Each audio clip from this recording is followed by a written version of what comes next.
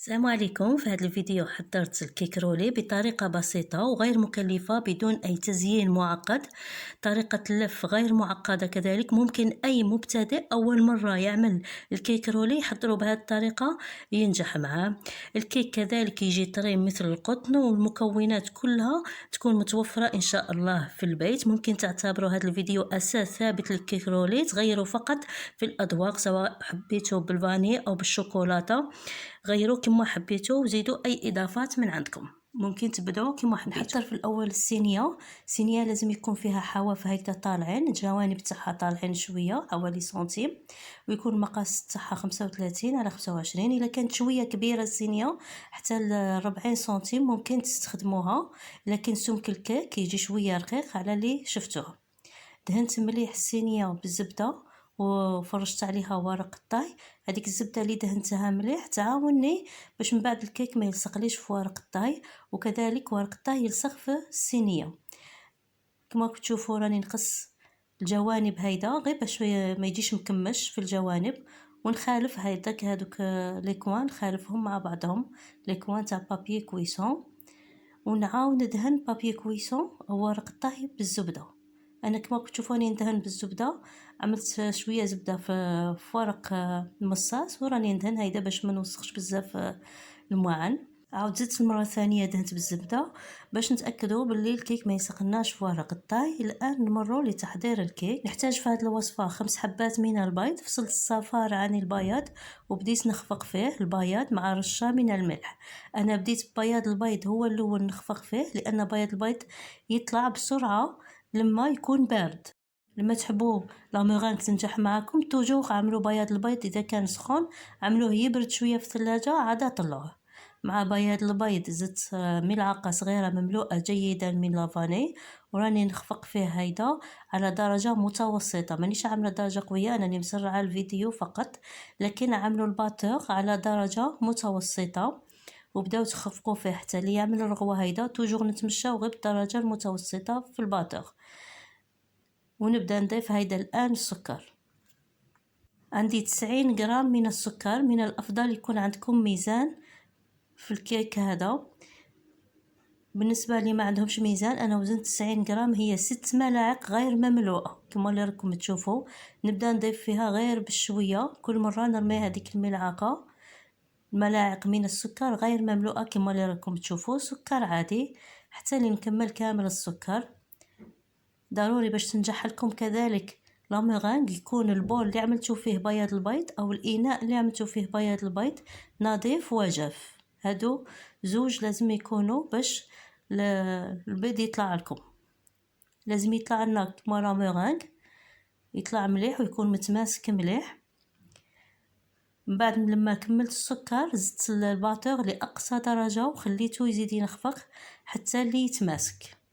اذا شفتوه عاد جاري وعاد ماشي متماسك عاودوا زيدوا خليه ينخفق حتى اللي يتماسك مليح وما يطيحش من الاناء. من بعد ما تقلبوه ما يطيحش بياض البيض من الاناء بعد ما تقلبوه. هيدا في الاخير نخليه على درجه دقيقه واحده على الدرجه الاولى الباتور هيدا باش يخرج منه كامل الهواء.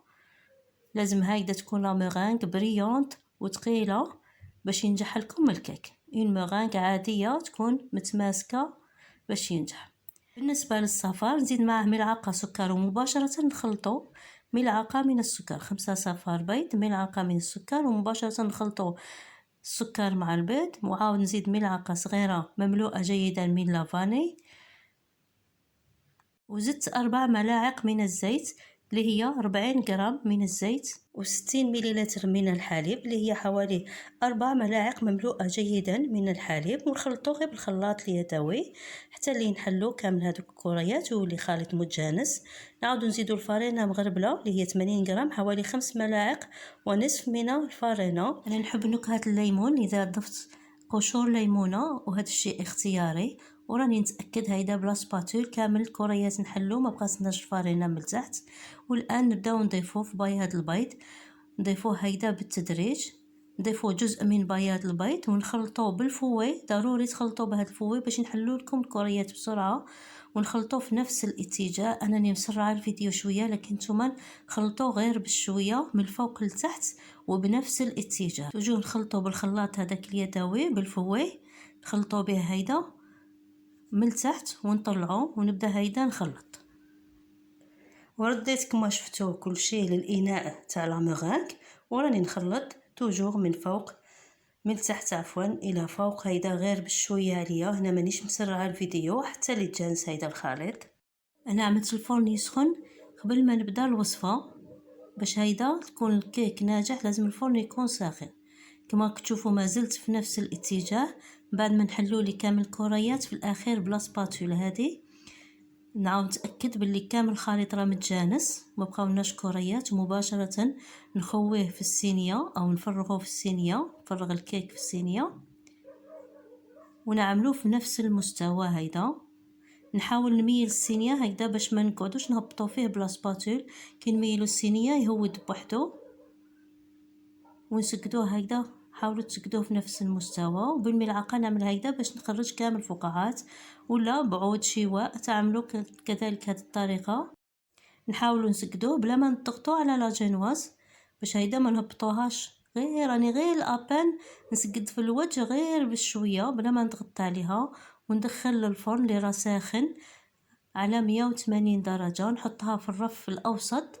لما نشوفها خدات لون ذهبي من تحت نقضي عليها النار من الفوق، ومره على مره ندوروا الصينيه. لما نقضيو عليها النار من الفوق دوروا الصينيه باش تاخذ لون احمر موحد.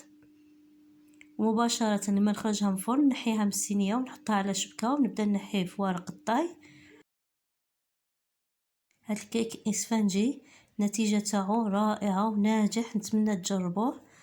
طوب ممكن تخدموا به قطع لي ترونش او تخدموا به اون تارت كذلك يجي روعه. دهنت قطعه من ورق الزبده، هيدا دهنته بالزبده باش ما يسخليش في الوجه تاع الكيك، وراني نقلب فيها هيدا باش نحي الورق اللي من تحت اللي كان طابت به.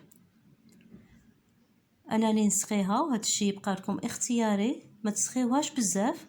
هاد السيرو طيبته كاس سكر وكاسين من الماء وحطيته على النار. لما بدا يغلي حسبت 5 دقائق وطفيت النار مع قطعه ليمون طبعا. وراه السيرو بارد والكيك سخون، سقيته شويه. من بعد دهنت هيدا شوكولا طاغتيني، كل واحد وكيفاش يحب.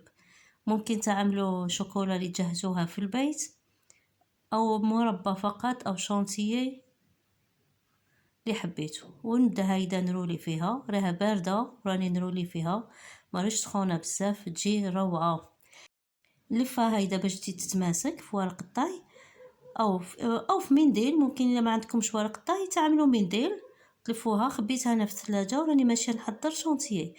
ممكن ما تعملوش الشونتيي من الفوق، تعملوا غير رشه من سكر ناعم او تخليوها هيدا كذلك تجي مليحه. بالنسبه للشونتيي انا عملت كاس كبير من الشونتيي مع كاس كبير من الحليب بارد جدا وعطر الكراميل. لكن انا هاد الشونتيي جاتني بزاف. عملوا فنجان صغير من الشونتيي تكفيكم، ما تعملوش كاس كما تاعي، عملوا غير فنجان صغير او نصف كاس، هذا مكان خاطر غير باش ندهنوا الوجه. من بعد اطاليت هيدا الوجه بالشونتيي وبابي كويسون مسحت كما اللي شفتوا باش يولي لي الوجه املس. وراني نرش بشويه لوز ايفيلي محمص، او ممكن تعملوا هذوك الحبيبات. هذوك حبيبات من الروز يجيو طريين، حبيبات أرز يجيو حلوين وطريين. وحطيتها في الثلاجة تبرد. لما تجيو تقسموها هكذا في كل مرة تمسحوا السكين بين الحبة والحبة، مسحوا السكين باش ما يتوسخولكمش الجوانب. وصفة روعة وناجحة. كما قلت لكم ممكن تعملوها دي ترانش او تعملوها اون طاغت كبيرة. جربوها البنات وردوا لي التعاليق، وما تنساونيش من دعائكم. إلى فيديو آخر إن شاء الله. دمتم في رعاية الله وحفظه. السلام عليكم ورحمة الله وبركاته.